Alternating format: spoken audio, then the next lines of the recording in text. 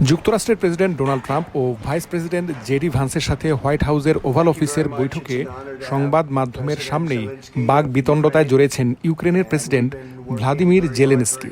এর জের ধরে মিস্টার জেলেনস্কিকে হোয়াইট হাউস থেকে চলে যেতে বলা হয় এবং পূর্ব নির্ধারিত যৌথ সংবাদ সম্মেলন বাতিল করা হয়।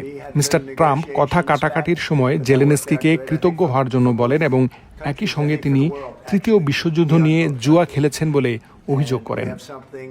First of all, during the war, everybody has problems.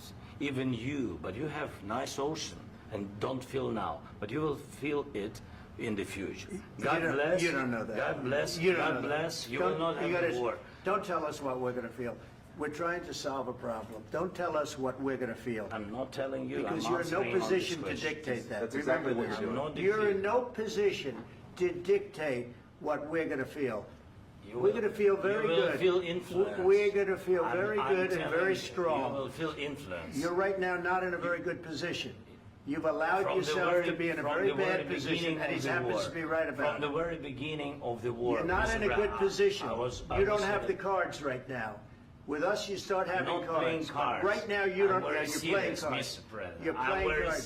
You're gambling with the lives of millions of people. You're gambling with World War III. You're gambling with World War III. And what you're doing is very disrespectful to the country, this country. That's backed you far more than a lot of people said they should have. Have you said thank you once? This A lot entire of meeting? times. No, in this Even entire meeting, today. have you said thank Even you? today. You went to Pennsylvania and campaigned for the opposition in October.